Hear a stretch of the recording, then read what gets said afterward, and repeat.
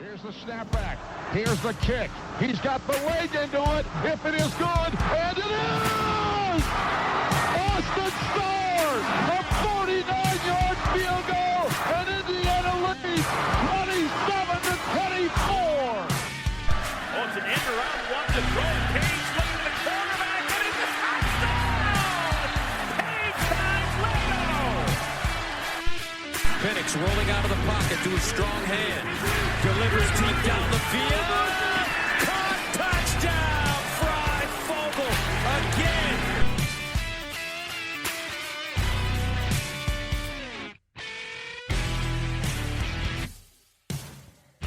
again. Welcome to the OEO Podcast, presented by Big Banter. I'm your host, Michael Bragg. You can find me on Twitter at Bragley, Braggley. Based on today's events, I'd prefer you didn't.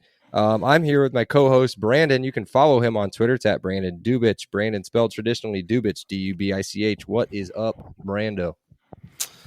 I never thought I did so much self-reflection when I did this podcast for prepping for Michigan State. I think you're going to hear a reoccurring theme out of at least Seth and I. There's a little bit of looking in the mirror and doing prep for this matchup. Speaking of Seth, he's here. He's the one causing all the trouble for us today on Twitter. If you haven't already done it, block him. That's Setah5, SETAH5. What else you got to say, Seth? I passed my health check. That's even though you're slandering me viciously now. I guess. I don't know if you're the one that caused the problem or if the fact that Brandon, just because he's a private account, caused the problem. And people from your neck of the woods, Seth, don't understand that some people prefer some privacy every now and then and don't You earn my follow. You don't get my follow. There you go. You earn your Brandon follow. and I have the same neck of the woods. No. You're Our university neck of the woods. Okay. All right. Talk in your microphone. Our high schools played each other. Like, it's not. We heard you. It just wasn't loud enough. Should we tell everyone that we are on a new platform? So we're trying. We're trying. Brandon is very loud. Just in case anybody, it's not just your car stereo or your Apple Pods or whatever they're called. It's just Brandon's microphone. We'll try to get it fixed. We're working it out. If it sounds like shit, then it sounds like poop. And we'll get it fixed. So either way, let's move on real quick. Speaking of poop, our website is up and live, including an LEO podcast store, which includes a sticker and a t-shirt, the first premier merchandise available for the podcast. It is pretty cool. I mean, we've got them. They're in stock in my basement right now, perfectly set up on shelving, ready to go, ready to be on your bodies. Maybe not the sticker, but the shirts at least. Pretty dope. We'll be running some game week little special sales and stuff like that, so be on the lookout for that. Some places you guys can check that out. You guys need to follow us on Instagram and Threads if you want. We're not really doing anything on Threads yet, but it's at Podcast LEO. You can find us everywhere at Podcast LEO. The website, by the way, podcastleo.com. Our 100th follower on Instagram wins a free t-shirt, just to give you guys a live update on Tuesday evening. I don't know. Let me look real quick. Nope, that's not the right button. We are up to a whopping 42 followers, so we just need 58 to complete the free t-shirt What if contest. I become the 100th follower? Do I get that a does free not t-shirt? count. It does No. not count. You should follow the account, though. We do have Patreon, $5 a month, which is way less than buying a beer at the game. You guys can get exclusive merchandise discounts, which is 20% off, plus you get a free Patreon-only LEO podcast sticker with the membership.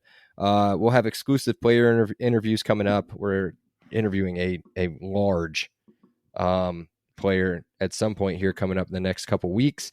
In-season reviews, which will go along with our season reviews, which are coming up next week, as well as some other ill shit. So check out Patreon. Speaking of ill shit, and I've said shit 3-4 times now at the beginning of this podcast, and that's a lot for me. We never told you guys to let your children listen, but here it is. We have been given, as investors in the program, as season ticket holders, as other things, the opportunity to express ourselves towards what we would like to see upgraded in Memorial Stadium. Guys, if you could pick one, maybe two things, we'll go around the table here, that you could change / upgrade Memorial Stadium, what would it be? I've got 4, just in case we overlap somewhere. Let's have Seth go first, since he's a visitor to the stadium. Scratchy speakers. That sound system is dog shit. Yes, that was number 2. I put in that it seems to fade in and out, especially on the intro video, right? Especially when you get to that intro, there's supposed to be real loud music. The players getting ready to come out, get everybody pumped out. It kind of fades in and out. And it's only in the south end zone on the giant Jumbotron is what it seems like. In pregame, and everybody should know this if they're in there early enough, they bring these giant speakers into the north end zone to pump up pregame music, and then they don't use them. So totally agree with that. Brandon, what do you have? So I had the concessions. I mean, they're just okay. I don't like, so like the one-sided concessions is fine, but then to like get a beer, you have to like, I don't know, it's so difficult to get a beer. They need to have more beer stands. So better concessions, more concessions, and not just beer related, right? Like I feel like the menu's really stale. Like the menu is pretty weak in general. So just an overall food service upgrade. Okay. Yeah, we need more Ben's pretzels. Yes. Around the venue would be nice. I've got one that will probably hit pretty close to home with everybody listening. Some restroom upgrades would be nice. You know what? I don't hate the troughs. I don't, but it's fine. I think it's time to move on. We're not the Indianapolis Motor Speedway. Let's get some urinals in there. Let's get bigger, brighter. Some lighting would be nice. And I feel like it's always wet, right? It's always wet. No matter if it's 90 degrees and sunny and hasn't rained in 3 weeks, it's always wet in that bathroom. And there's always like one sink. So new bedrooms would be great. Or new bathrooms would be great. Some bedrooms there would be nice too. Some bedrooms. Some people need it. Some people need to sleep it off a little bit. Yes, some bedrooms there would be nice. All right. No, Seth, I had bathrooms as actually my number one. Yeah, I don't have them listed in order for me. Yeah, because you're right. Like it's so gross that like, I mean, you should never tailgate in sandals, but like even like I wear my boat shoes, right? Like you got to wear something that isn't going to get soaked through. It's really waterproof shoes. Yes. Like you need to, like the bathrooms are by far the worst part. Like I'm embarrassed sometimes bringing people to the bathrooms. Seth, it's like hold on, early 2000s. Like it's bad. Who are you bringing to who are you bringing to? That's a good question. I'm not bringing anyone to the bathroom. We go, the bathroom's down there. And then they come out and they're like, oh, these bathrooms are terrible. Great question. I'm bringing anyone to the bathrooms. Like, oh, yeah, there's the bathrooms right over there. It's super embarrassing. That's amazing. I had one more. And just this is just overall like stadium. Like you can tell when you go to a newer stadium and an older stadium is the way they block the wind and the rain and the cold, right? It feels like no matter where you stand in Memorial Stadium, you're freezing, right? Yeah. So I don't know even how you do that, but like every place is like a wind pocket. Like, I don't know. I don't know how you cover that up. I don't know how you prevent that. I'm not a structural engineer, right? That's not my education, but I would like something that's a little bit more covered, right? Because like how many times we've all went to rain games. They're like, oh, we're going to leave our seats to go inside and you're getting just as much rain on you. You're like, I thought I was trying to escape the rain. You can't in current Memorial Stadium. So yeah, I'm not sure that you can fix that. I think just based off the fact that the stadium faces, the end zones are north and south, therefore the other directions remaining are west and east, and the side of the stadium we sit on is the west side. So, and everything comes in from the west side. So if we are trying to look for some sort of coverage water-wise, and if there's any wind, it's getting blown through that open concourse. So Seth, do you have something else? No, you're ready to move on. I've got a couple things real quick. Brandon and I have a couple left, I think. One of them probably hits a little bit too close to home. I don't know if it's time for it, but I think it is. A grass field, I think, is I think on the. I didn't have that. there. That's a great idea. Yeah, I think it's time to go to not an artificial turf anymore.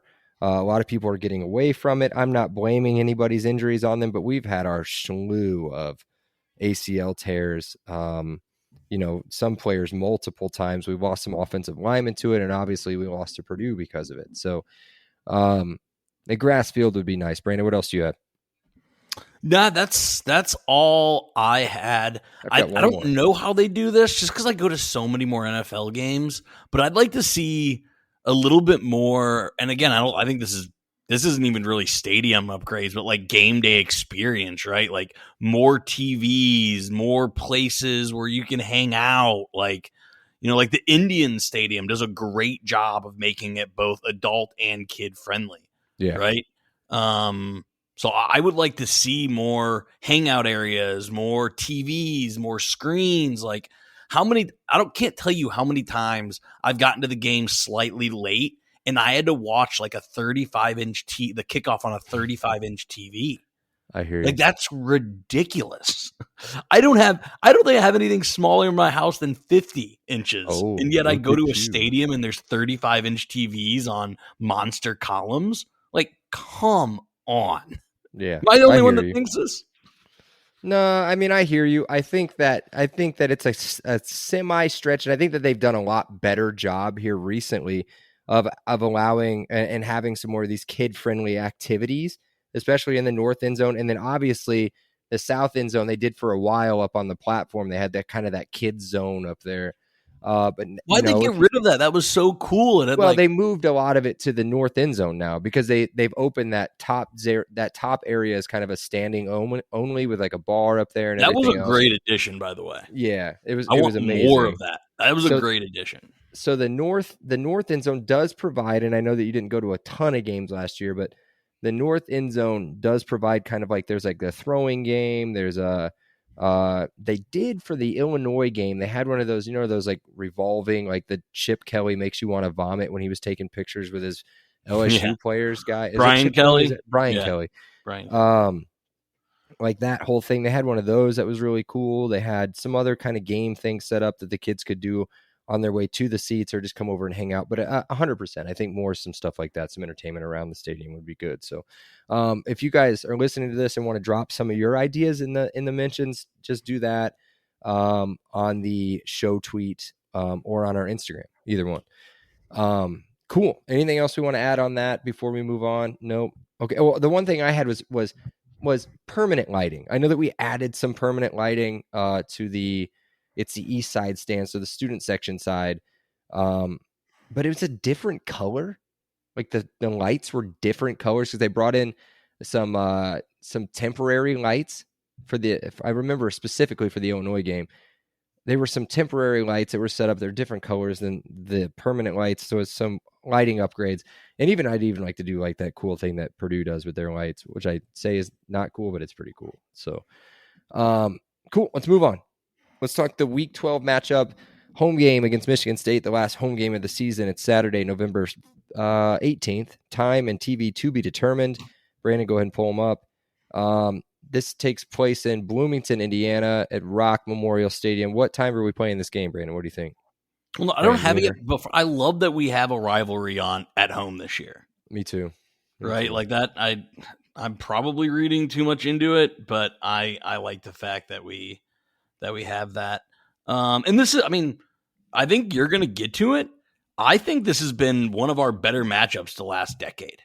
It seems to be every year. This is a really fun matchup.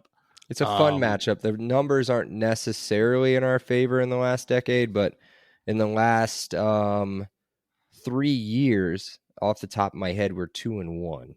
So, and that one loss was tough. That was a tough loss. This is actually like a pretty good week of football, as opposed to last week that was really bad. So you got Michigan going to Maryland. Okay. You got Illinois playing Iowa. That's for the Big Ten West.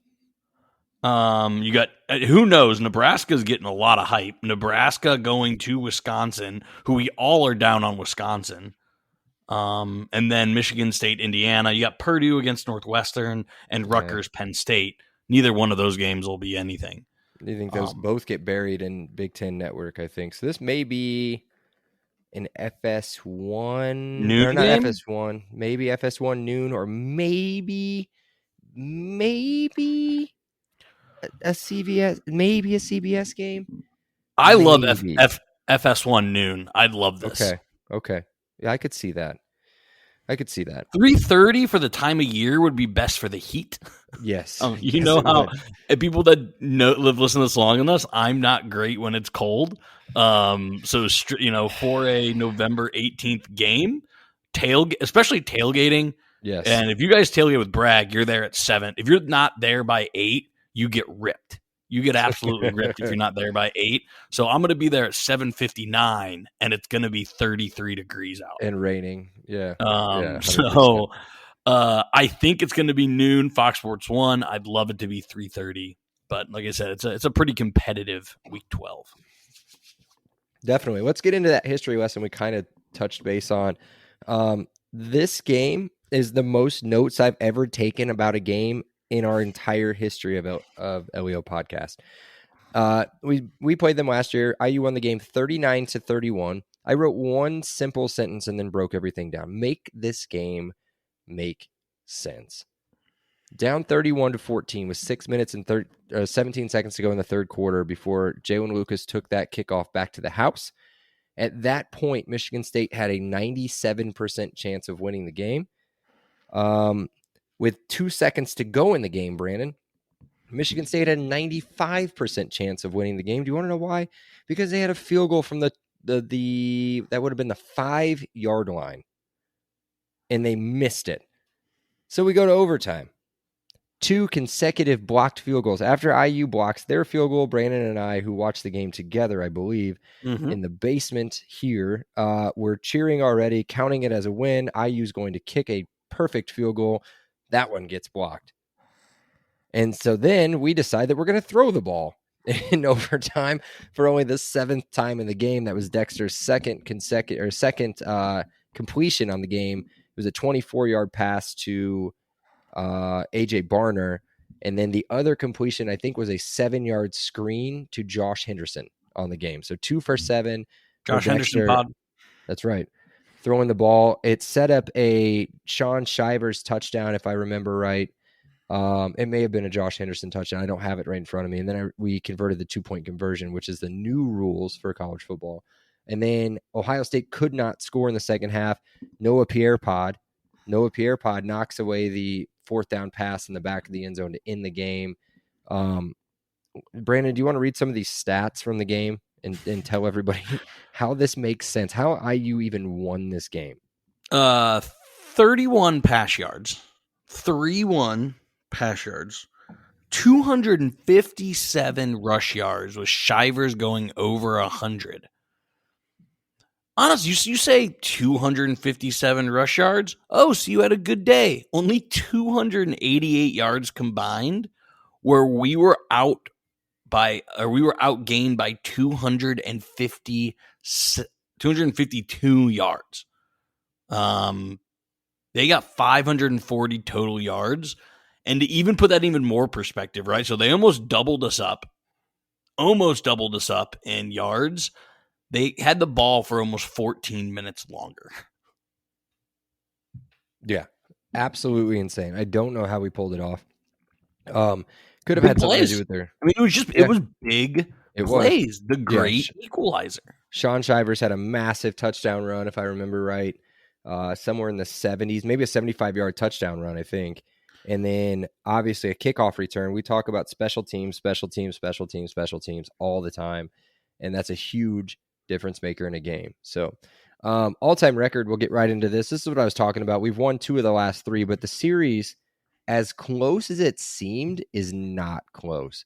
IU 18, Michigan State 49, 2 ties in there. And as I said, IU's won 2 of the last 3. Michigan State is not a perennial powerhouse. Anybody would call them a perennial powerhouse, but they did dominate there for a while, kind of mid 2000s through the end of who was the guy there, Seth, for a bit?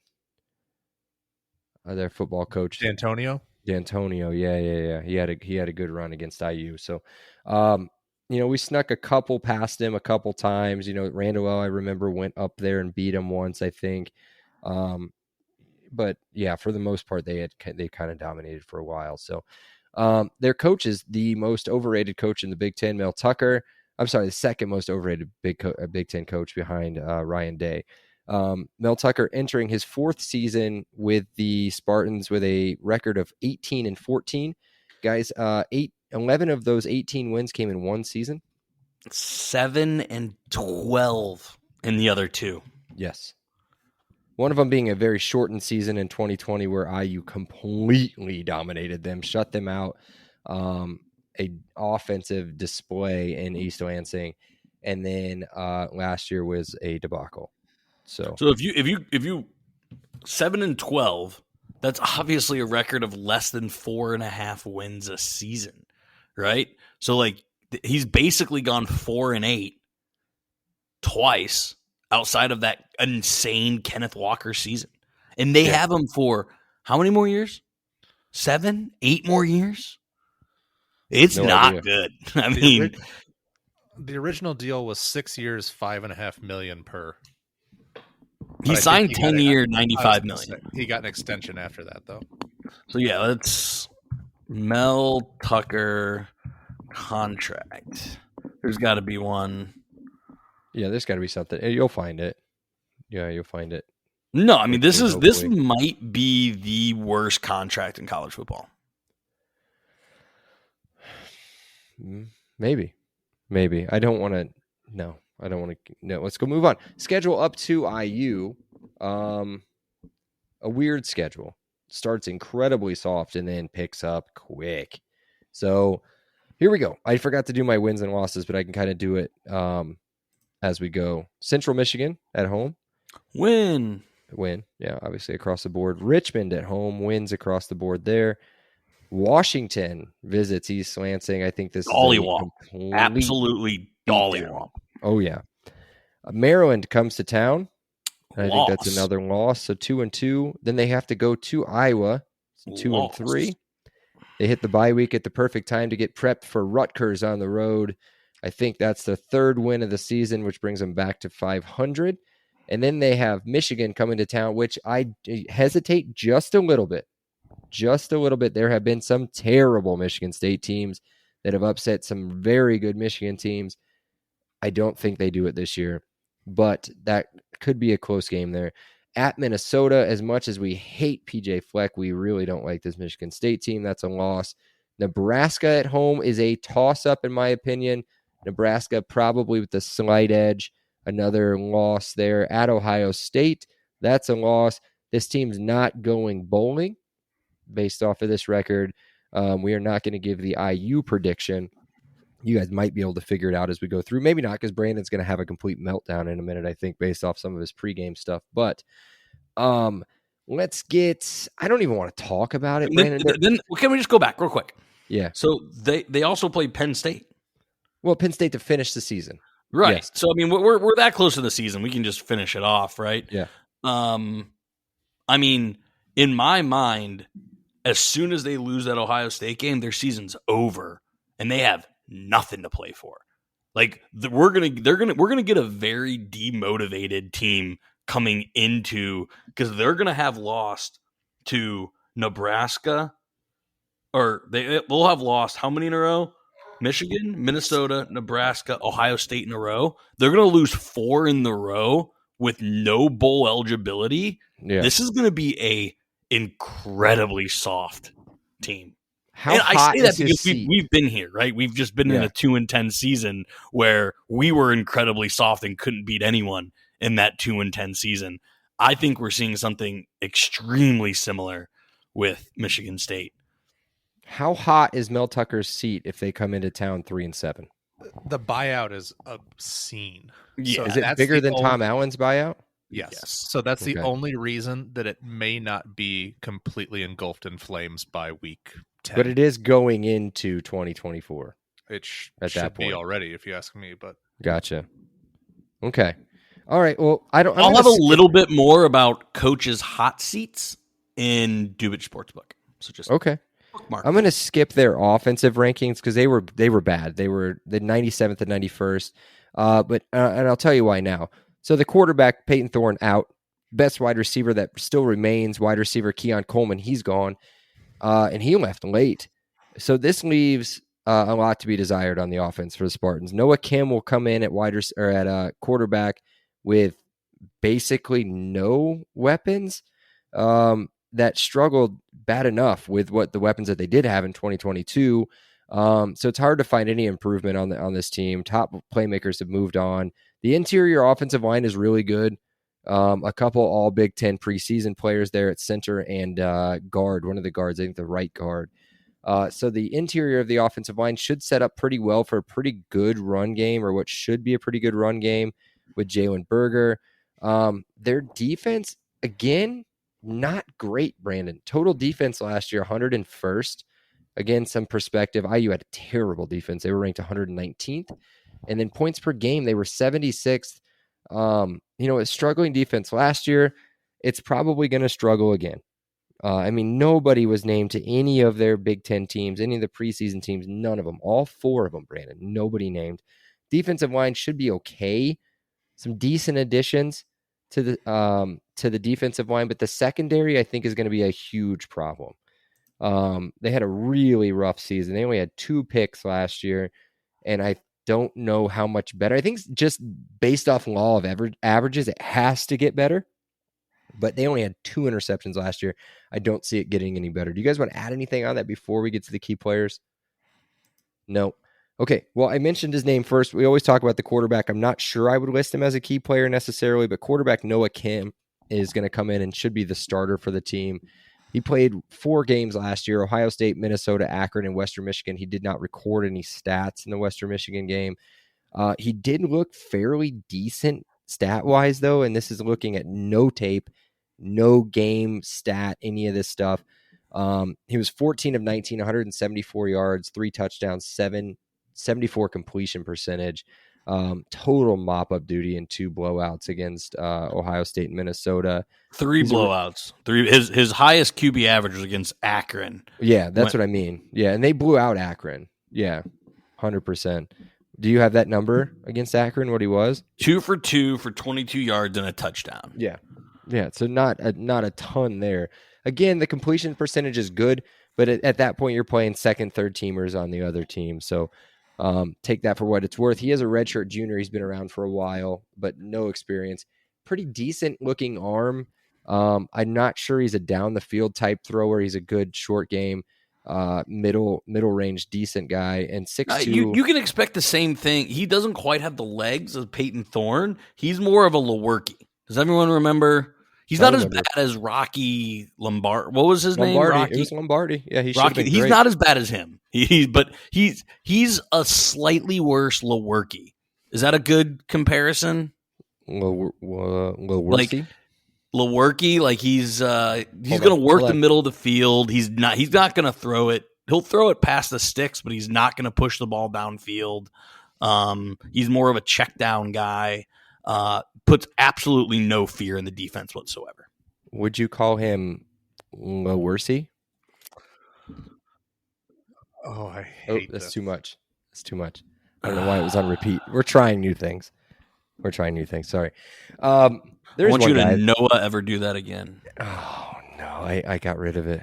Here, I guess I don't know why I got rid of it, but you can have this. I guess that's taking too long to start. Never mind. Okay, one guy that is really good and a guy that I've liked for a long time. I think it's been 3 years. Running back Jalen Berger, the Wisconsin transfer. We talked about him. When did we preview Wisconsin? Was that last week? Yeah. Yeah, last week. I think I talked about him last week. No, 2 weeks ago. 2 weeks ago. I always tend to talk about Jalen Berger here the last few years. Last year, 683 yards completely. He was injured, I think, for a little bit. 6 touchdowns, 4.6 yards per carry. Against IU, he tore us up a little bit. 21 carries, 119 yards, no touchdowns, but again, he averaged about 5 yards per carry. A really good running back. They have one returning wide receiver from last year's team with any sort of significant output. It's Trey Mosley. I know the name, but he didn't really do too much against IU last year. 35 catches on the season, 359 yards, 4 touchdowns. There is a guy, you might have heard of his dad. They have a guy named Antonio Gates Jr. I believe he's a red shirt freshman. Seth could probably, he's shaking his head. 6'2", 195. Yeah, not as big as his dad. But obviously I think you're kind of just born with the same skills. So we'll see what he can do there. And then they have Nebraska transfer Alante Brown, which I remember his name. I feel like they really hyped him up pregame against IU last year. He did nothing. I think he had like 1 catch for 11 yards. So Seth, do you want to talk about this next guy, or does it hurt too much? Tight end Malik Carr, a Purdue transfer. Malik the Freak Carr. Malik the Freak. Right. I do have written down an absolute monster. He was a quarterback, right? Recruited as a quarterback. High school, yep, out of Detroit as a prep quarterback. They converted him immediately to a receiver. He outgrew the receiver position. Yeah, because he's 6'5", 255. Yeah, so they tried. You know who else is 6'5", 255? By the way, Anthony Richardson, 6'5", 255, or something like that, or 245. What a monster!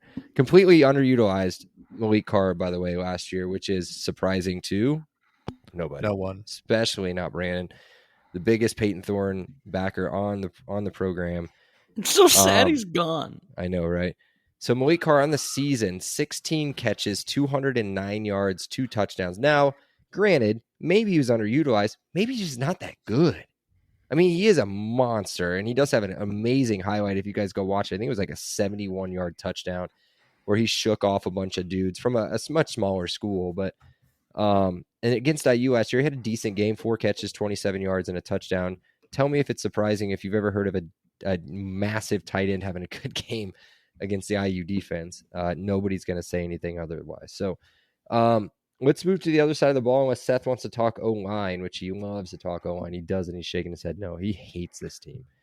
So at least on, I know college football news kind of bit me on the back end, but they do have their center and guard as 2 of their top 10 players. Yeah, and both guys should at least like make a NFL like undrafted free agent roster.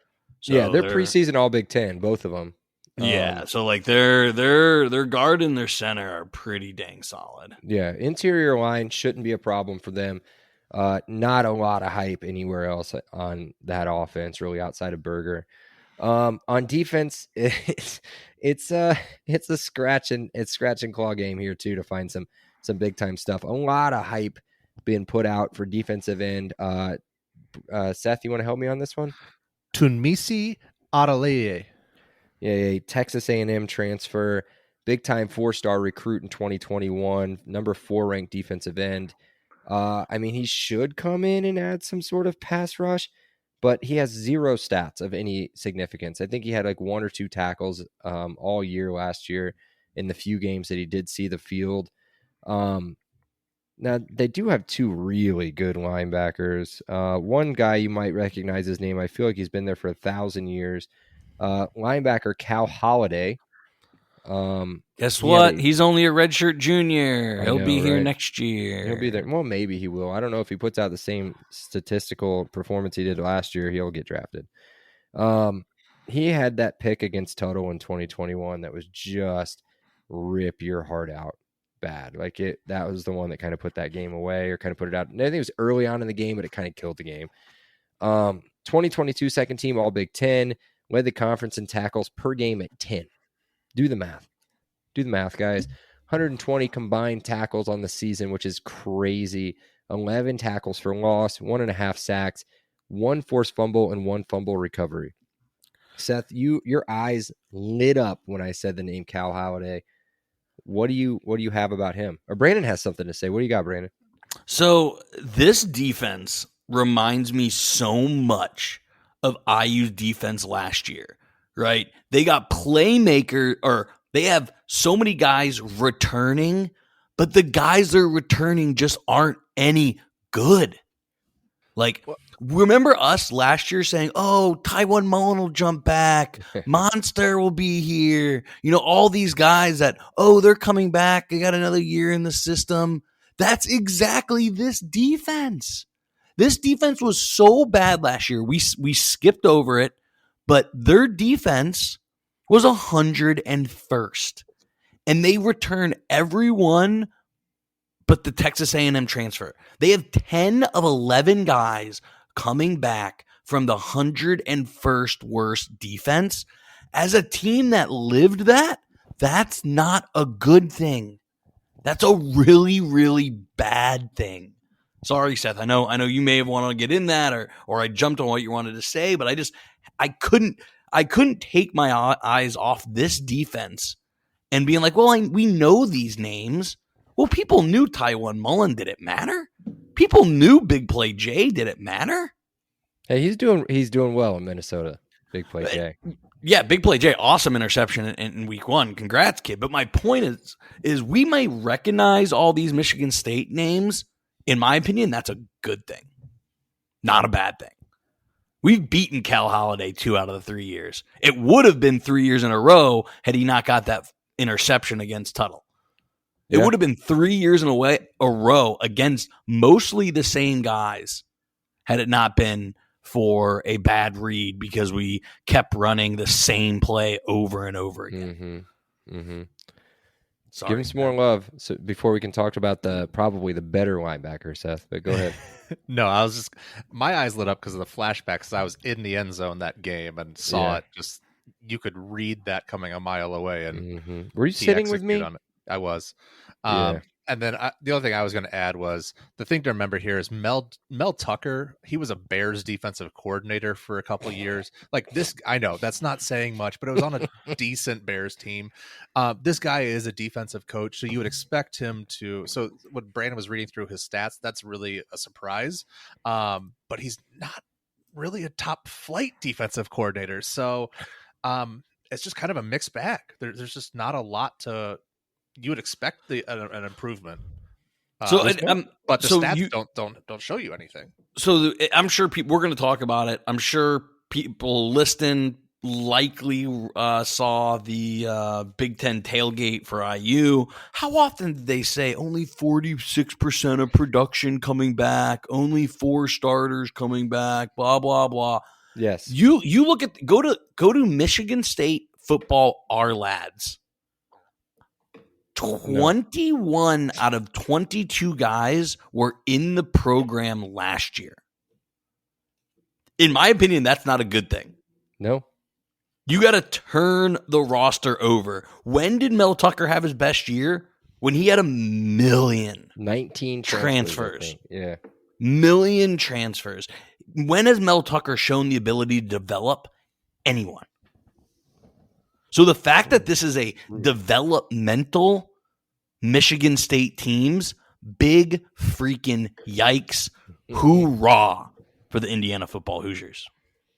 Nice. I was pumping my fist when you were saying that because I connected something today, and based off something we're going to talk about a little bit later, win totals, projected win totals over under. That has got to be a massive player in over under win totals, right? Returning production. And how many years in a row have we pumped IU's returning production, right? Last year, a ton of returning production. 2021, a ton of returning production, right? And it doesn't really matter. Nope. So, I mean, you could be 2-10 and return 90% of your production. It doesn't mean that you're going to be any better than 3-9. You know what I mean? 4-8. It was the 2022 Indiana Hoosiers. 4-8. Exactly. So there you go. We do have one more linebacker to talk about. We've talked about Cal, and then we got off on a little bit of a tangent there for a bit. This fault. Guy it's perfectly fine. This guy is incredible when you think about some of his stuff that he can do. Jacoby Windman, 49 tackles, 5.5 sacks, 6 forced fumbles from the linebacker position, 1 recovered, 1 interception. He played in 8 games. and had 6 forced fumbles. I think he had 4 against Akron, so it really pumped it up quite a bit. But that's crazy. So watch out for this guy too. It's kind of like your fire and ice combo there with Cal and Jacoby. Just switch it around. I think Cal's more of the ice, Jacoby more of the fire. Projected to be a 5th round draft pick. He's nice. Even more impressive, 15th best at his position. Yeah, he's nice. Like linebackers are always drafted a little bit higher than their overall.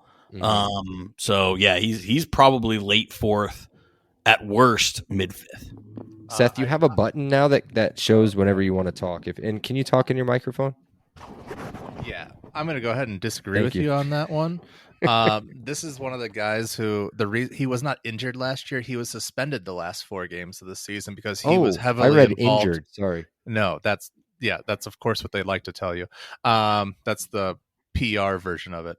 He was one of the guys who was involved in the melee with Michigan, and actually was facing misdemeanor assault and battery charges. So there we go. And to kind of go in our development, not a Michigan State recruit, a UNLV transfer. UNLV transfer, that's right, because UNLV is a powerhouse. Because Mel Tucker can't do anything unless they're a transfer. That's true. Decent recruiter then, right? No, not really. Maybe not really. All right. Worst contract in college football. Let's roll through this. We're at 40 minutes into this recording so far. Key matchups. I've got 2, like we always do. I'm just going to say them, and then you guys react or just do yours. Yeah. It's pretty easy to me, at least. Our wide receivers need to tear this secondary apart. Completely tear the secondary apart. Very good wide receivers against what should be a complete dumpster fire of a secondary. And then my other one real quick is I use offense against, I use pass rush against an inexperienced quarterback with really not marquee tackles on the outside for Michigan State. And he has nobody to throw the ball to outside of a complete monster at tight end. So put pressure on Kim, force turnovers, and then obviously the incredible wide receivers taking over against that bad secondary. So I had the IU wide receivers versus MSU secondary. How was the only way Bella Thorne beat us? That was with his legs. It felt like we were constantly in Michigan State's backfield. Noah Kim isn't running past anyone. He's not doing it. So if we can just keep dominating the edge, Noah Kim isn't going to step up in the pocket and run for 15. He's not going to do it. So keep dominating the edge. And again, I can't believe Michaels went this far without bringing up Andre Carter. Just send Andre Carter loose. He'll do it on his own. And if you guys didn't watch the tailgate, the Big Ten tailgate thing, look it up. I think it's probably on YouTube. I'm sure, just Big Ten tailgate or Big Ten. Is that what it's called? Big Ten tailgate? Yeah. In Indiana, 2023. I'm sure you'll be able to find it. It's an hour-long thing just about IU. It talks about the practice. You can skip past the Tom Allen part. It's really hard to listen to. They talk to him post-practice, and just imagine how bad that was. It was really, really bad. Seth, do you have key matchups that we didn't touch on? Yeah, I had 2. My first one was force him to be vegetarian, stop burger as much as you possibly can. And the other one was no holidays. Where'd my drums go? I know, right? Cal Holiday, he makes splash plays. You got to limit that. And if you can do that, I think you have a pretty good chance to win this game. There we go. Cool. We're going to go to our newly named section, a much easier section for me to say, Brando's Bets. What do you got, Brando? So this is very, very quick because I think we're all fading Michigan State. It hasn't been apparent. So I just have I have 4 things that we've already all talked about. So we can cover this in about 30 seconds. Over under 5.5. The under is -165. Yep. Vegas thinks this team is bad. I think Vegas has been off so far in the Big Ten. Spot on.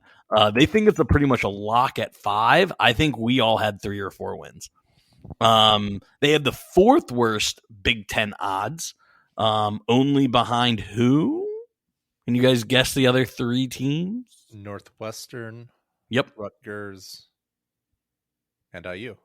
You got it. There we go. And then the last thing, which is I put LOL. What do you think the ESPN metrics gave for a win percentage for IU? 26. You look this up. 28%. No. They No give Michigan State way. a 72% chance of winning this game. And Michael, I think you nailed it. It has to be returning production. I'm telling you, I just pieced it together. How many years have we done this? We're going into our 4th year, right? Yep. So I've never thought about it like this until I sat down and watched the Big Ten tailgate because they made such a big deal about it. After every commercial break, it seemed like they were talking about the lack of production coming back. How do you really want production back from a team that won 6 games in the last 2 years? Nope. Probably not. Give me these 23 new transfers. Let's see if we can throw them in there and see what they can do. Yep. Right? 100%. Yeah. Seth, do you have something? Nope. All right. Let's talk about our promotion. No. I got Oh, sorry, go one ahead. more. Remember, I told you guys to bookmark something Oh, I forgot about that. My bad. because they have college football coaches' odds to get fired.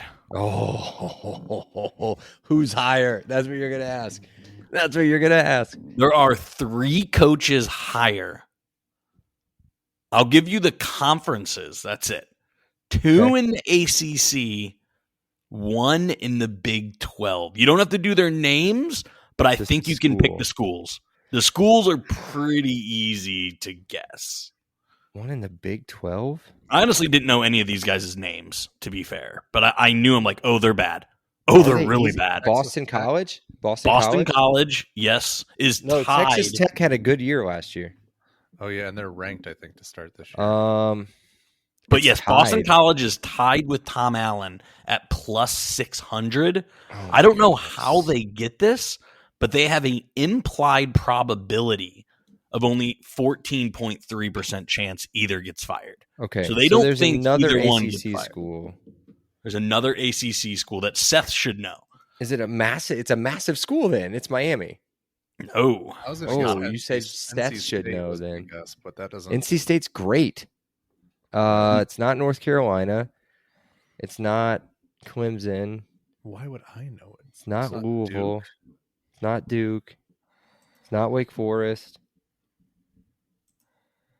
Virginia? No. Virginia Yeah, Tech. Virginia. Syracuse. Oh. Purdue's opponent. Dino The last- Babers. Dino Really? Babers plus 400 at a 25% chance of getting. What? I would. What? Yeah, they had a bad year last year. You guys lost to them in a bad year. They didn't go bowling last year in that conference. Number 1 at 30% chance of getting fired. Hold At on, my boy. Plus Is it my boy? 250. Campbell. Didn't know his name, but they have got really bad really fast. West Virginia. Oh, I was gonna say Iowa State. Neil I didn't know if Iowa Brown. State was any good. Like if I had to go to this, they're like double digit dogs in like every game. Like they just must have an absolute horrendous team coming into this year, which should be a pretty good Big 12.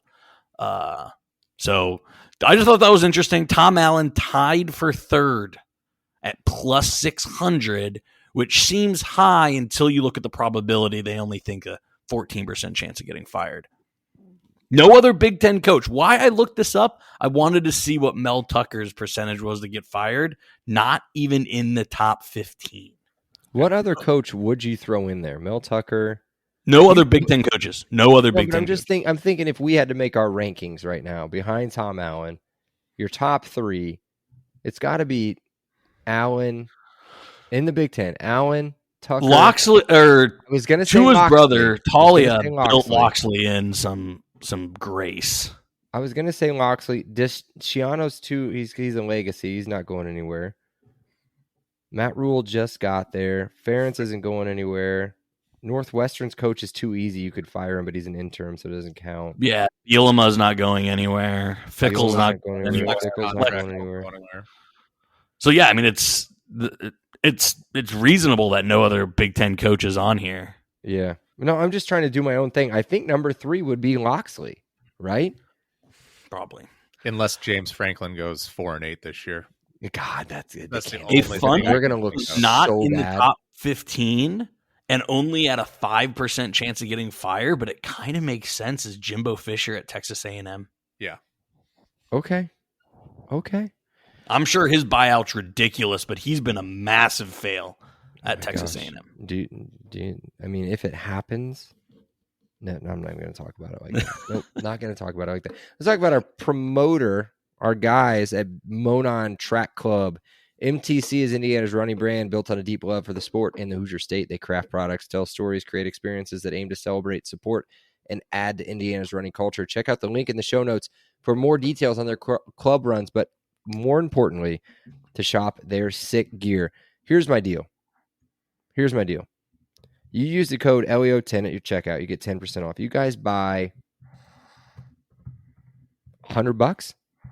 Buy $100 MTC material. Show me the receipt. Free t-shirt. Make it happen. LEO10 at checkout. It's monontrackclub.com. We will put all of that in the notes for the show. Let's get right into everybody's favorite part. 50 minutes into the podcast. Brando's Randos. What do you got, Brando? So we have a group chat, pretty active. So this is a little bit rhetorical, but I want Michael for you to talk about it because I disagree a little bit. Uh-oh. What position group is MSU better than IU at? What did I say? I said something. I thought maybe a slight edge at linebacker, which I love our linebackers. A slight edge at We have linebacker. 2 of the top 4 linebackers in the entire conference. Okay, I'm just saying if we're gonna pull strings here, I think a slight edge at linebacker.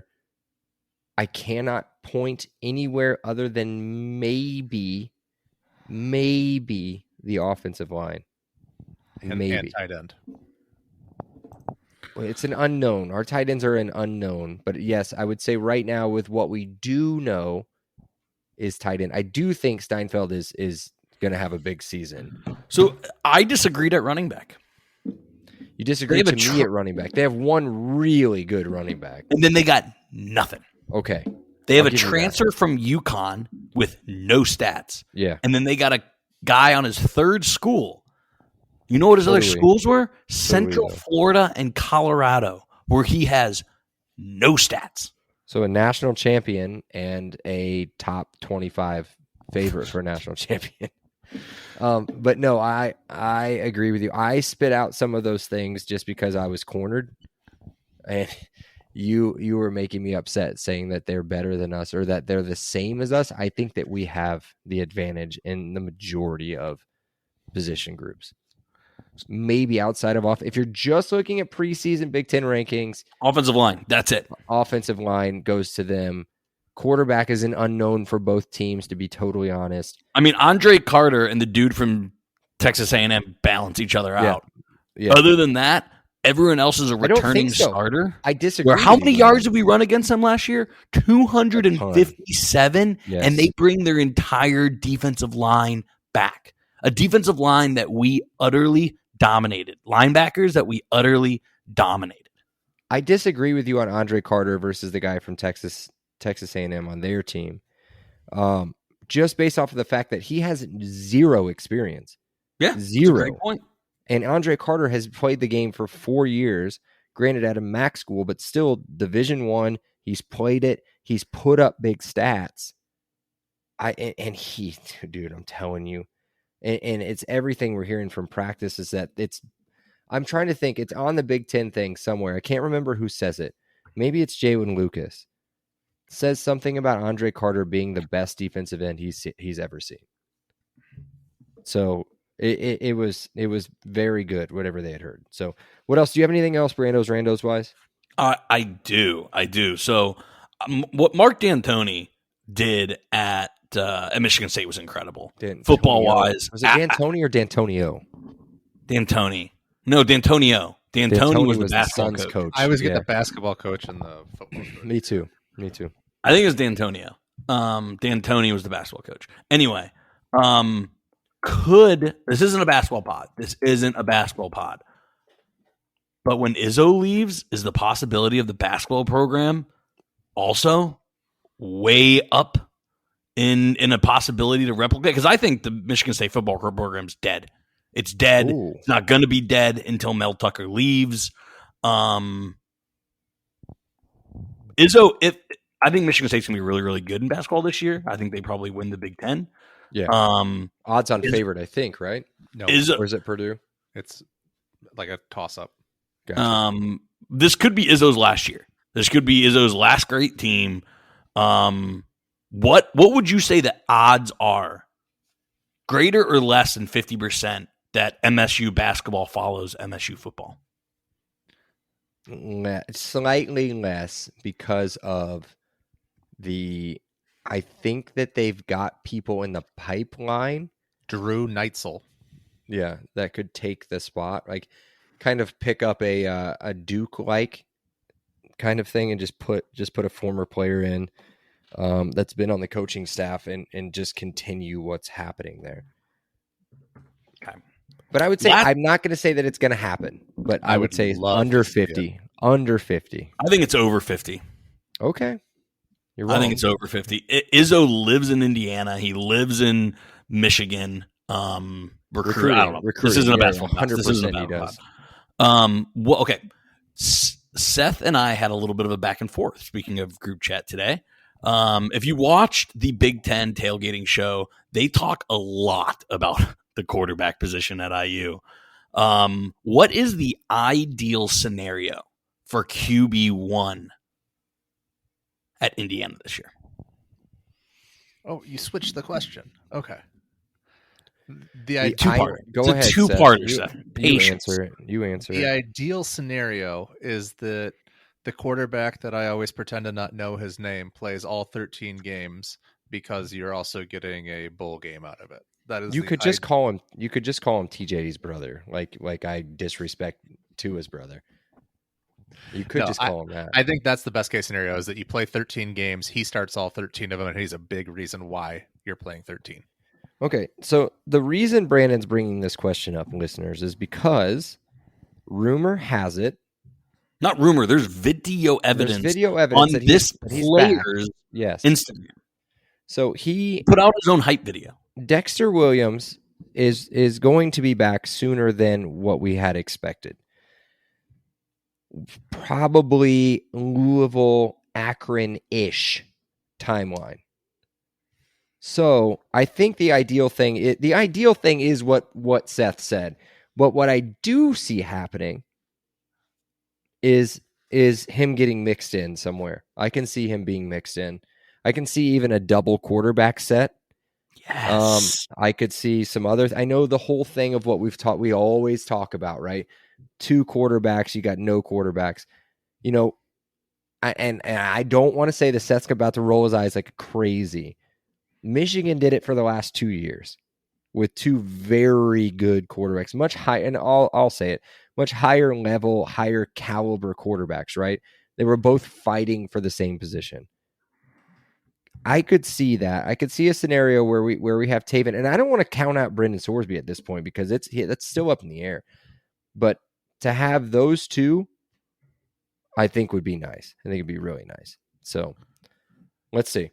I don't know. My ideal is that you're running so many multiple packages.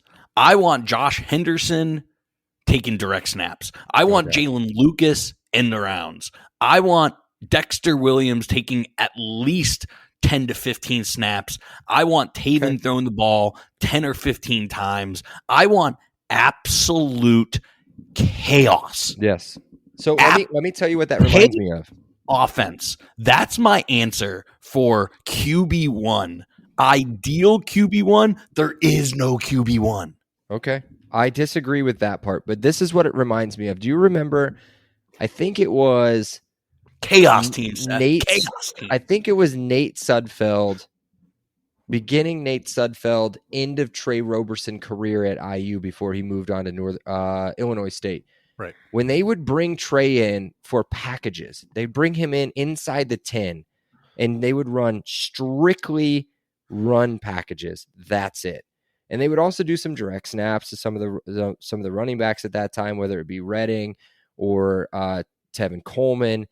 I could see some of that, and I agree with it. I don't know what that does to that room, but I think it's a good problem to have, and I'm 100% in with it. And yes, the hype video was sick. Him and Jalen Lucas, I think, is the one that you're referring to. Yes, it is very nice. So, and here's the thing. Here's the thing that I love about the situation. The offense doesn't. So I don't want it to be a Sudfeld Roberson, because those are two different playbooks.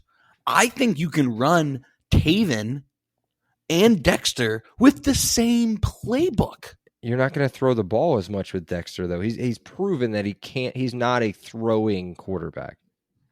Maybe he's proven it. I don't know. But what we've seen him be successful at is running a read option offense with very little passing. And what I believe we're going to see from either Taven or Brendan, is a more balanced, maybe closer to 60-40, but more balanced run pass offense this year than you saw last year at the end. I want team chaos. I think that's how IU wins games. I think that's how IU wins sports. I think whether Tom Allen would ever admit it, which he never will, he knows he's on the hot seat. This needs to be just, I typed it here in our message. This needs to be a horse and pony show all season. I want multiple trick plays, many packages, tons of things going on. And guess what? We're probably going to get made fun of it. There's going to be Purdue fans saying, look at this offense you guys are running. Don't care. Because we're lining up players like Cam Camper, EJ Williams, DeQuise Carter, athletes Taven Jackson, and Dexter Williams, and Henderson, and Jalen Lucas. There you go. Go. Those are athletes. Get them the ball in as many creative ways as possible. I love reading message boards. I hate actually believing things that I read in message boards. I think this season doesn't hang on the new defensive coordinator, doesn't hang on Bostad as much as we love him. It doesn't hang on Tom Allen. What does Walt Bell do for this offense? He is the most important person to IU for this entire season. Walt Bell is the most important person. Okay. And rant, no more Brando Drandos. Okay, awesome. Seth Sack, real quick, and then we're going to introduce a new section to the podcast. Oh, dear. What do you got? All right, here, let's run through these. Antonio Gates Jr., you already mentioned, is Antonio Gates' son. Indiana connection, James Schott, freshman redshirt defensive lineman. His brother's Curry. on the team.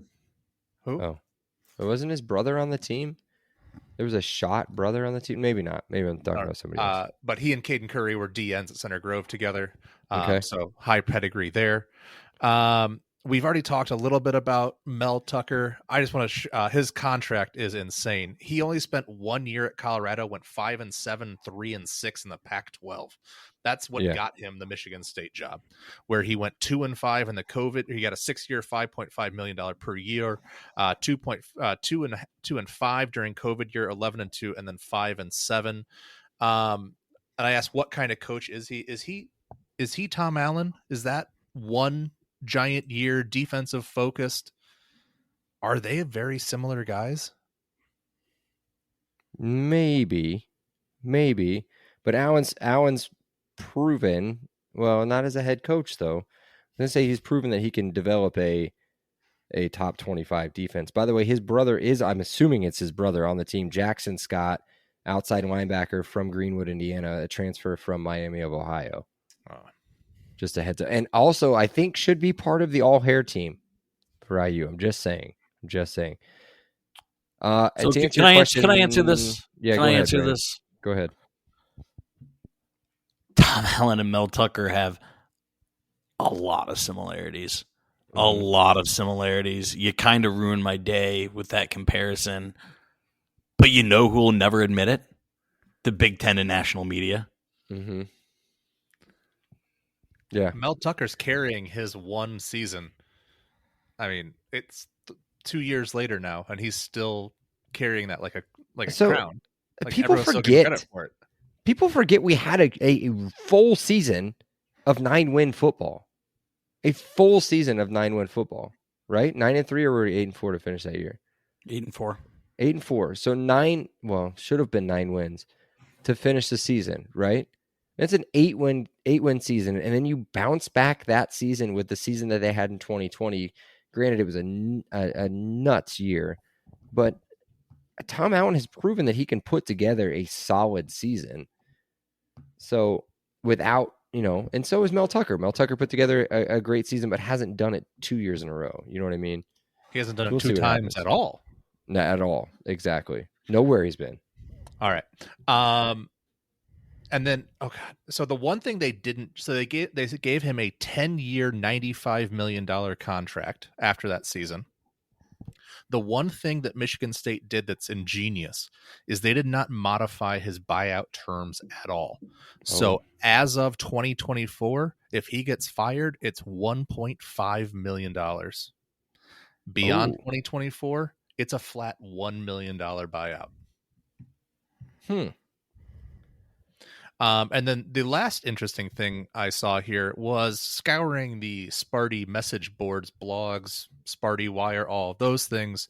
A lot of talk about Caden Hauser, the redshirt freshman quarterback out of Don Bosco, California. Big program out there. He's 6'3", 215.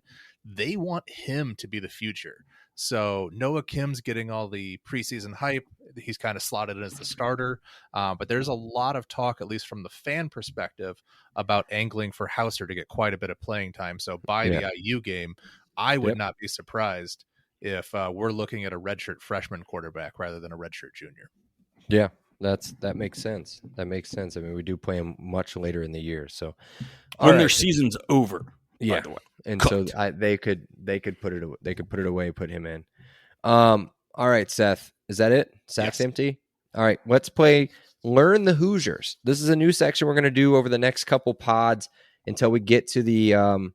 Maybe we'll do it on the Ohio State preview pod. Maybe we'll do it throughout the season. I'm not sure, but I think at that point it might be irrelevant. We're going to learn the Hoosiers. You guys do not have the answers in front of you unless you have the roster pulled up, which hopefully you don't. There have been a lot of number changes. There have been a lot of additions, 23 transfers that have come in. It's time for us to learn the numbers and the players. Number 0. There's an offensive number 0 and a defensive number 0. Any guesses? Both players are still players that have been on the team for the last 2 years. I'm going to be so bad at this. One's a wide receiver. Kobe? One is a... What's that? Kobe Yes. is 0. Anderson Kobe, wide receiver Anderson Kobe. Did Noah change to 0? And Noah Pierre's Mr. No Problems. Noah Pierre has 0 problems. That's why he's number 0. He said it himself at Big Ten Media Day. Noah Pierre, number 0. Anderson Kobe, number 0. Number changes for both teams. There you go. All right. The next one up, we're going to skip to number 4. Offense, wide receiver, transfer. Defense, outside linebacker / defensive end transfer. Is that Linnell Carr? No. Magnum Farrer is the linebacker? Okay, let me just do this. I'll just do this. Offense, wide receiver, slot wide receiver, Fordham transfer, number 4. DeQuise Carter. DeQuise Carter. Defense, outside linebacker, defensive end, Oregon transfer. Anthony Jones. I always forget because he was so late. Yes, he was late. Anthony so Jones, late. redshirt freshman. Just so you guys understand that. So the guy, he may not see much field this year, but he's going to be somebody on the team for a while. Number 4, DeQuise Carter and Anthony Jones. This one should be a little bit easier. We had one guess on it. Number 7 on offense, a wide receiver transfer from Clemson. Williams. EJ Williams. EJ Williams. And on defense, a linebacker transfer. I'll give you his stats. I'm not going to tell you where he came from. Actually, I'll tell you. You guys don't know. Linebacker transfer from Stanford. Oh, the guy Seth said, Magnum Farrar. Yes, Jacob Magnum Farrar. This dude, if you have not seen him in any of the practice highlights, is huge. He's 6'4" at linebacker and completely ripped. When you see him going through and trying to tackle, he's the biggest person in the picture. He's huge. So I think he'll play a huge role as well. Let's go through it real quick. Top 4 linebacker in the entire conference by PFF. Well, that was it wasn't him. It was the other guy that you keep. Randolph? Joff Rudolph. Randolph. Okay. Yeah. You always get them confused. Yeah, you got it. Okay, here we go again. Number 0, we got Anderson Kobe and Noah Pierre. Number 4, DeQuise Carter and Anthony Jones, the defensive lineman from Oregon. And number 7, wide receiver EJ Williams and the linebacker Jacob Magnum Farrar. There we go. That's it. We'll do 3 more numbers, maybe 4 more numbers next week as well on the next pod. So until then, be sure to check out our pod on Twitter, Instagram, and Threads. It's all at Podcast LEO. And be sure to check out our new partner at Big Banter Sports for all the latest updates and all the other crappy pods on the other 13 teams. I'm sorry, I shouldn't have said that. All the other pods that cover the other 13 crappy teams is what I meant to say in the conference. Check out our website. It's www.podcastleo.com for all of the updates. You can find some places to listen to us there. You can find our Patreon link. You can find our store. You can find all that stuff there. Be sure to download, rate, review, and follow on all of our platforms. And join us next week as we preview the Bucket game. I couldn't think of anything mean to say. So there we go. You'll think of something. Until then, love you guys. Elio. Elio. He said it. Elio. Awesome day. Elio. Thank you so much, Rick. I appreciate that. Elio. All right, great. Elio. Appreciate you guys. Elio. You're welcome, Dave. Have a great day. Elio. Have a great day. Elio. Appreciate you being here with us. Have an awesome day. And Elio. Oh, thank you so much. Elio. Well, thanks so much, Elio. Hey, thanks so much, Mike. Appreciate that. Elio. Appreciate you guys, man. Have an awesome day. Elio. Awesome. Elio.